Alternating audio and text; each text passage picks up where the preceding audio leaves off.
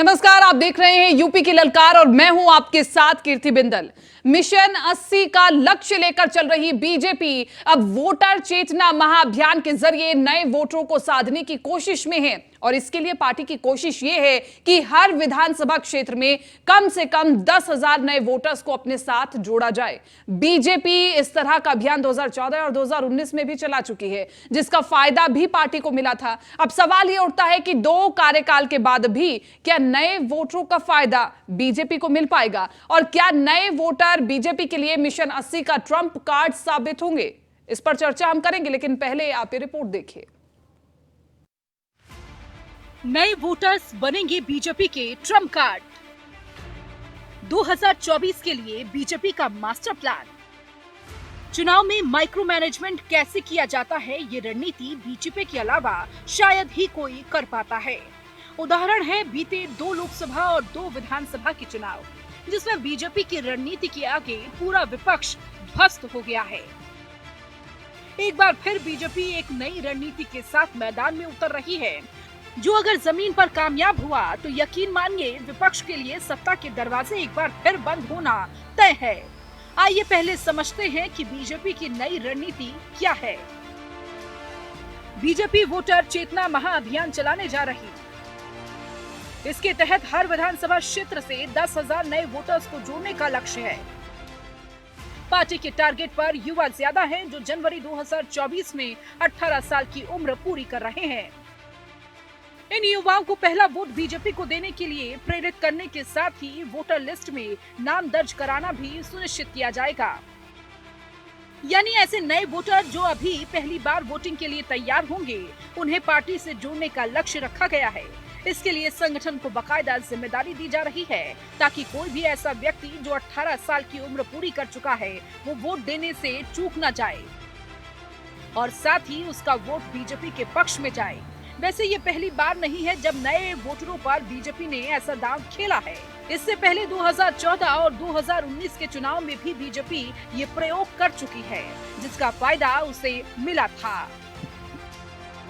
2014 में देश भर में 2 करोड़ 31 लाख नए मतदाता जुड़े थे। इसमें यूपी में 38 लाख से ज्यादा नए वोटर रहे। अनुमान के मुताबिक इनमें से 40% से ज्यादा बीजेपी के पक्ष में वोट किया। नतीजा यूपी में एनडीए की 73 सीटें आई। 2019 में भी यह प्रयोग कारगर साबित हुआ। उस वक्त पहले मोदी के नाम अभियान चला था। उस समय 16,76,000 फर्स्ट टाइम वोटर जुड़े। इसका फायदा बीजेपी को मिला और एनडीए 66 सीटों पर कामयाब रही। यानी बीजेपी ने जब जब अभियान चलाकर नए वोटर्स को जोड़ने की कोशिश की, उसकी सीटें बढ़ गई। लिहाजा एक बार फिर बीजेपी की कोशिश उसी फॉर्मूले पर आगे बढ़ने की है, जिसने उसे करिश्माई प्रदर्शन करने की राह दिखाई। नए वोटर्स को साधने के लिए 2 सफल प्रयोग कर चुकी बीजेपी अगर तीसरे एक्सपेरिमेंट में भी कामयाब रहती है, तो यकीन मानिए विपक्ष के लिए चमत्कार करने का सपना बस सपना ही रह जाएगा। Bureau report, news 1 India. चुनावों में कुछ वक्त ही बचा है और ऐसे में तमाम जो राजनीतिक पार्टियां हैं वो नए नए एक्सपेरिमेंट कर रही हैं और इन नए नए एक्सपेरिमेंट्स में किस पार्टी को क्या फायदा मिलता है, ये भी एक चर्चा का विषय है। तमाम मेहमान हमारे साथ बने हुए उन सभी का परिचय मैं आप सभी से करवा देती हूँ। दीपक सोनकर जी हमारे साथ बने हुए बीजेपी प्रवक्ता। दीपक जी, आपका बहुत बहुत स्वागत है इस चर्चा में। अशोक यादव हमारे साथ प्रवक्ता समाजवादी पार्टी से बने हुए हैं। अशोक जी, आपका भी इस चर्चा में बहुत बहुत स्वागत है। और अनुपम मिश्रा हमारे साथ वरिष्ठ पत्रकार बने हुए हैं। अनुपम मिश्रा जी, आपका भी बहुत बहुत स्वागत है इस चर्चा में। सवाल सीधे तौर पर दीपक सोनकर जी आपसे, वो इसलिए कि 2014 में भी यही एक्सपेरिमेंट हुआ, 2019 में भी यही एक्सपेरिमेंट हुआ और ये इससे कोई नकार नहीं सकता कि फायदा आपको मिला नए वोटर्स को बीजेपी में जोड़ने का। लेकिन इस बार सवाल आपके सामने ये है कि नए वोटर्स बीजेपी से जुड़ेंगे तो आखिरकार क्यों जुड़ेंगे?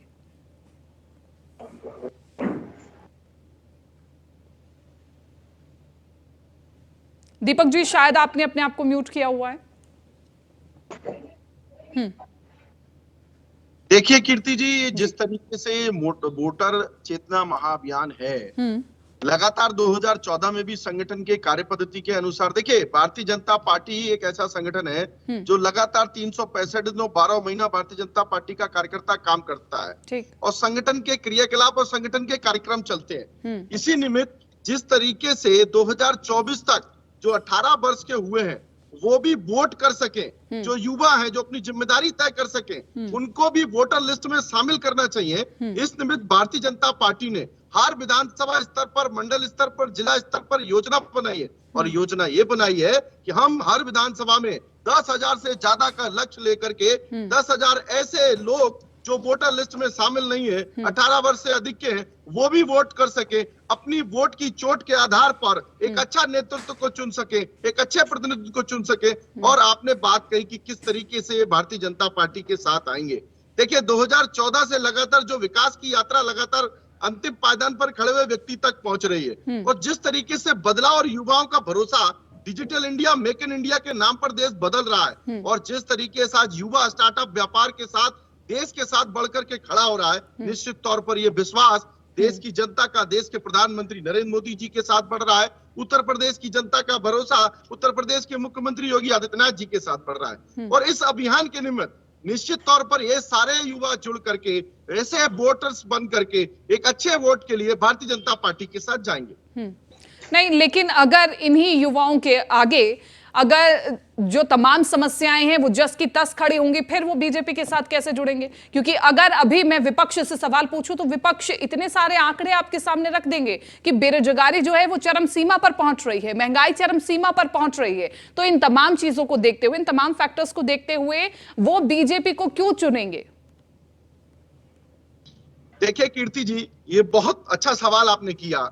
ये समझना जरूरी है कि युवा हो या देश के अपनी जनता हो, तो ये जानती है कि किस तरीके से उसी जनता ने जिनको लगातार आशीर्वाद दिया उनको वो लोग रक्षक बताने का काम करते हैं। दूसरी ओर कि आज जनता परफॉर्मेंस के आधार पर निर्णय कर रही है। हर वर्ष में 70 वर्षों तक कांग्रेस का भी शासनकाल रहा। उत्तर प्रदेश के अंदर भी 2-2 बार समाजवादी पार्टी को जनता ने आशीर्वाद दिया, मगर उस गरीबों को गरीब कल्याण की योजना से किसने जोड़ा और उन्हीं गरीबों के घरों में आग किसने लगाई, उन गरीबों दलितों की जमीनों को किसने हथियाया, जिस तरीके से उत्तर प्रदेश के अंदर माफियाओं को संरक्षण किसने दिया, जिस तरीके से उत्तर प्रदेश के अंदर दंगे किसने कराए, तो ये सारे बदलाव। यानी कि आप ये कह रहे हैं कि आपने उन युवाओं को आप कुल मिलाकर के आप ये कह रहे हैं कि आपने उन युवाओं को एक सुरक्षित माहौल दिया है ना? उस सुरक्षित माहौल के मद्देनजर आपको बीजेपी को चुनेंगे युवा। ठीक है, मैं अगला सवाल आपसे कर लेती हूँ। समाजवादी पार्टी के प्रवक्ता हमारे साथ बने हुए अशोक यादव जी। अशोक यादव जी, क्या आप इस जवाब से संतुष्ट हैं कि जो आज के युवा हैं, जो नए वोटर्स हैं, उनको एक सुरक्षित माहौल मिल रहा है और रोजगार के नए आयाम मिल रहे हैं, इसी के साथ साथ बेरोजगारी के लिए भी मौजूदा सरकार काम कर रही है, तो इसलिए वो बीजेपी को चुनेंगे? आप इस बात से संतुष्ट हैं? कीर्ति जी, देखिए जैसे ही आपने कहा कि नए वोटर्स पिछली बार माननीय मोदी जी के नाम पे जुड़े थे, मुझे वो घटना याद आ जाती है जब चूरू में माननीय मोदी जी पुलवामा के शहीदों के फोटो लगा के यही बात कर रहे थे, क्या आपका वोट, पहला वोट पुलवामा के शहीदों के नाम पे मिल सकता है क्या?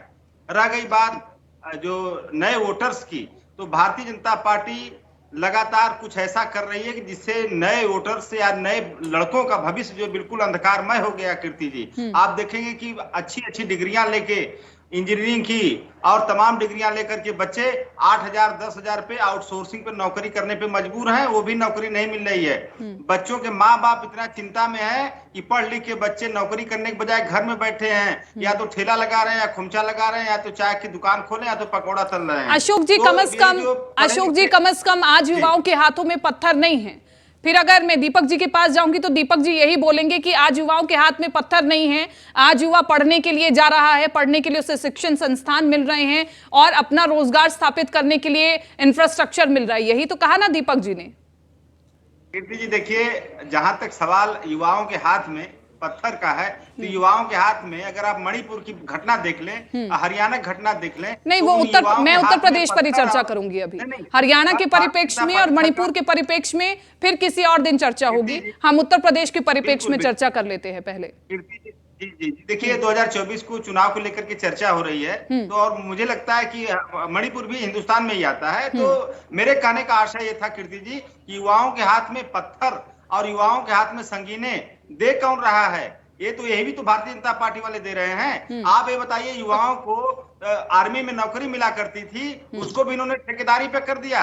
आप 4 साल का युवा अपनी कड़ी तपस्या से, कड़ी मेहनत से भारतीय सेना में अपनी जवानी कुर्बान करने के लिए जाता है, उस युवाओं को उन्होंने ठेके पर रख दिया, अग्निवीर बना दिया।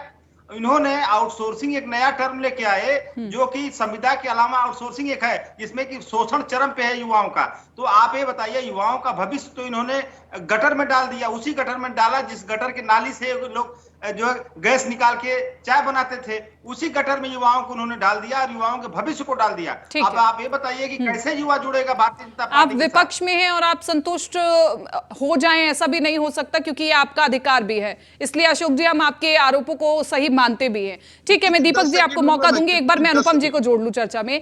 अनुपम मिश्रा जी हमारे साथ बने हुए। अनुपम मिश्रा जी, आपको क्या लगता है कि बीजेपी ये जो नई रणनीति चल रही है आगामी चुनावों को देखते हुए, कि जो तमाम नए वोटर्स हैं उनको ज्यादा से ज्यादा वोट करने के लिए जागरूक किया जाए, दूसरा बीजेपी के साथ भी जोड़ा जाए, ये रणनीति कैसी लगती है आपको? किस लिहाज से आप इस रणनीति को देख रहे हैं? कीर्ति ने युवा वर्ग को अपने साथ जोड़कर आम आदमी पार्टी दिल्ली में बहुत सफल, जिसे कहना चाहिए, प्रयोग कर चुकी है। और आपने देखा है कि उनको खास तौर से जो यंगर लॉट है वो केजरीवाल के साथ बड़ी मात्रा में जुड़ा। अब ऐसे में भारतीय जनता पार्टी, जिसको तो मैं पूरा चुनावी मशीन मानता हूँ, 24/7 365 दिन, तो किसी न किसी तरह चुनावी एक रणनीति में हर समय मसरूफ रहती है। तो अब वो ऐसे में जमाने पहले से लोगों को टारगेट कर रही थी। वो तो नरेंद्र मोदी साहब ने जो शुरुआत में आए तब कहा था कि आज जो 14 साल के हैं 4 साल बाद वोट देंगे। तो उनकी चुनावी रणनीति में तो कोई फ्लॉ है नहीं। दिक्कत यहाँ कुछ और भी आपको आ रही है। आप देखते हैं, बात सिर्फ इनकी नहीं है कि भाजपा क्या कर रही है, बात ये भी है कि विपक्ष क्या कर रहा है। अभी हम यहाँ बैठ के प्रोग्राम कर रहे हैं, अभी 2 घंटे पहले आपने देखा कि कांग्रेसी यहाँ पे हमारे उत्तर प्रदेश में राज्यपाल थे अजीज कुरैशी, उनका बयान आ गया कि वो साहब मुसलमानों के हाथ में चूड़ियां नहीं है, 2-1 करोड़ मर भी जाएंगे तो कोई दिक्कत नहीं है, हम मार डालेंगे, काट डालेंगे। इस तरह के बयान, वो भी एक ऐसा नेता जो कांग्रेस का एक वरिष्ठ नेता रहा हो, कई स्टेट्स का गवर्नर रहा हो। तो भाजपा को जिताने का ठेका तो आप ही ले लेते हैं ना। जब पिछली बार आपने 2014 में आपने ओवैसी की स्पीच सुनी थी, उसके बाद आपने मणिशंकर अय्यर को सुना था, अब ये देखिए कुरैशी का बयान आ गया। तो भारतीय जनता पार्टी की सफलता में एक बहुत बड़ा रोल है कि मैं मानता हूँ विपक्ष के नेताओं के गैर जिम्मेदार बयानात। बिल्कुल, यानी कि विपक्ष को भी बहुत सोच समझ करके चलना होगा। दीपक जी, सबसे पहले ये जो तमाम आरोप अशोक यादव जी ने आपके ऊपर लगाए हैं, आप उसके ऊपर रिस्पॉन्ड कर सकते हैं, फिर उसके बाद अशोक जी मैं आपके पास भी आऊंगी। दीपक जी देखिए कीर्ति जी, अशोक भाई हमारे बड़े भाई हैं। शायद इन्होंने अपने कार्यकाल के परिदृश्य को नहीं देखा, जब युवाओं का भविष्य कैसे खराब किया गया।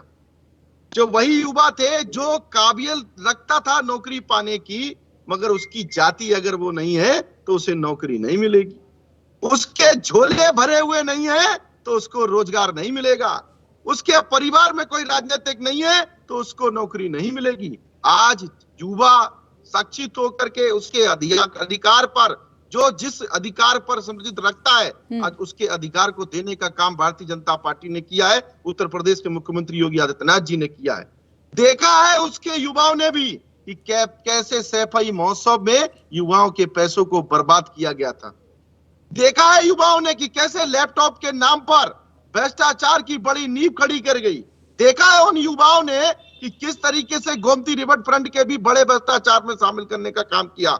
देखा हुआ उन युवा बहनों ने जो शाम को निकलने में 10 बार सोचती थी कि कोई मेरे साथ बदतमीजी तो नहीं करेगा, कोई गलत व्यवहार तो नहीं करेगा। आज वही कानून व्यवस्था का बदलाव और वही आज बहनों को सुरक्षा का वातावरण देने का काम उत्तर प्रदेश के मुख्यमंत्री योगी आदित्यनाथ जी ने किया है।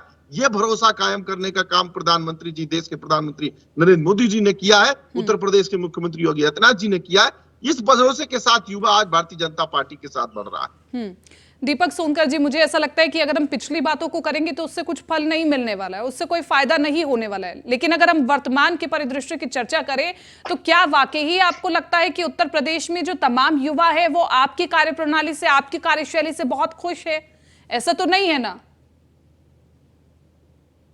देखिए कीर्ति जी, निश्चित तौर पर जो कार्यप्रणाली आज देश की है, आज का युवा किस तरीके से सरकारी रोजगार के साथ साथ कैसे अपने बिजनेस को बढ़ा सके, कैसे अपनी ग्रोथिंग को बढ़ा सके, कैसे उसे अच्छी शिक्षा मिल सके, कैसे उसे बड़े बड़े संस्थान मिल सके, कैसे उसे देश के प्रधानमंत्री जी के संकल्प में डिजिटल जैसी लाइब्रेरी मिल सके, कैसे उसे बड़े बड़े आईआईटी कॉलेज मिल सके, ये आज देश के युवा का संकल्प है।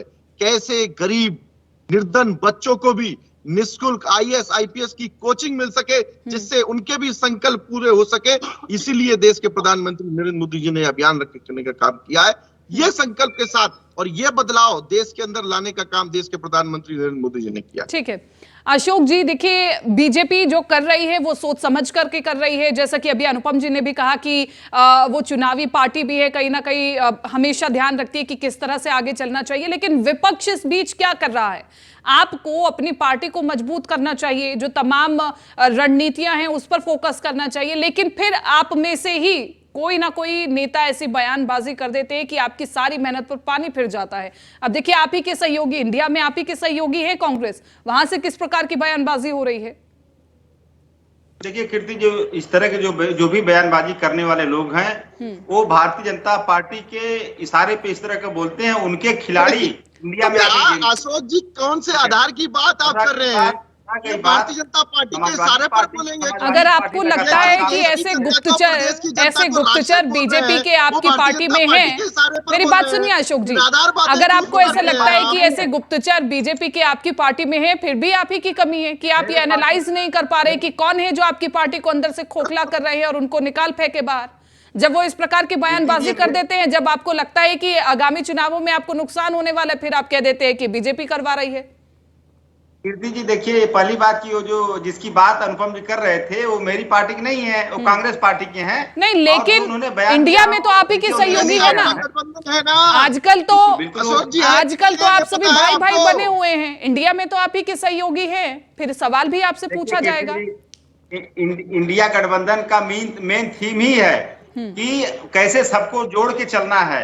लेकिन भारतीय जनता पार्टी विभाजनकारी नीति पे चलती है, इंडिया गठबंधन हमेशा जोड़ के चलता है। रह गई बात जो इस प्रकार की बयानबाजी करे, तो आपको क्या नहीं लगता कि नैतिकता से आपको अलग कर लेना चाहिए उस पार्टी से, कि आगे आगामी चुनावों में आपको भी नुकसान पहुंचेगा?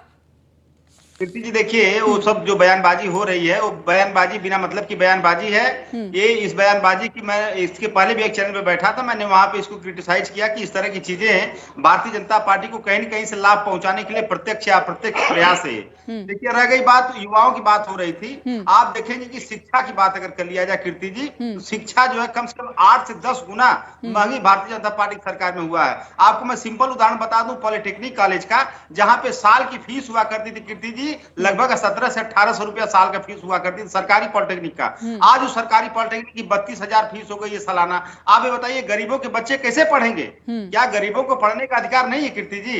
जब गरीबों के बच्चे पढ़ेंगे नहीं तो आगे नौकरी मांगेंगे नहीं, इंजीनियर नहीं बनेंगे। तो सरकार की नीति क्या है? सरकार की यही नीति भारतीय जनता पार्टी की, गरीबों के बच्चों को पढ़ने से रोक दिया जाए।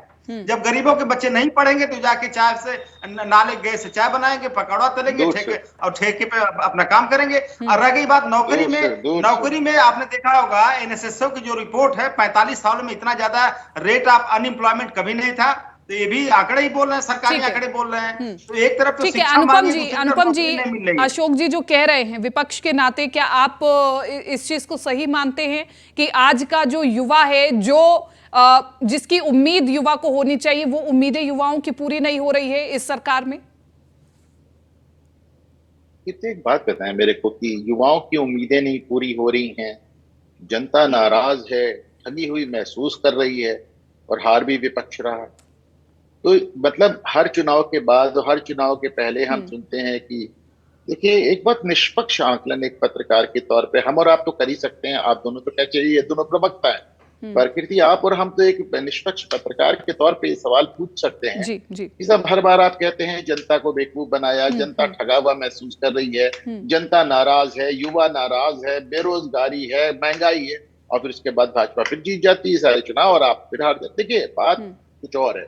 लेकिन मैं आपको एक लाइन में समझाएं इससे मूल में अंतर कहाँ से आ रहा है कि साहब अभी जैसे अशोक जी ने कहा, मैं अशोक जी की बात से सहमत हूँ। हाँ। लेकिन अशोक जी इस बात को सोचें जरा, जब आप कहते हैं कि इस तरह के नेता जब बयानबाजी करते हैं तो भारतीय जनता पार्टी को फायदा पहुंचता है, ठीक है, आप उस बात के लिए परेशान है कि भाजपा को फायदा पहुंचेगा, पर आपको क्या ये बात परेशान नहीं करती है कि इस तरह की बयानबाजी हुई क्यों? अजीज कुरैशी कोई भाजपा राज में बड़े हुए हैं, उनकी शिक्षा दीक्षा क्या भाजपा राज में हुई है, उनकी पढ़ाई क्या आरएसएस में कराई है?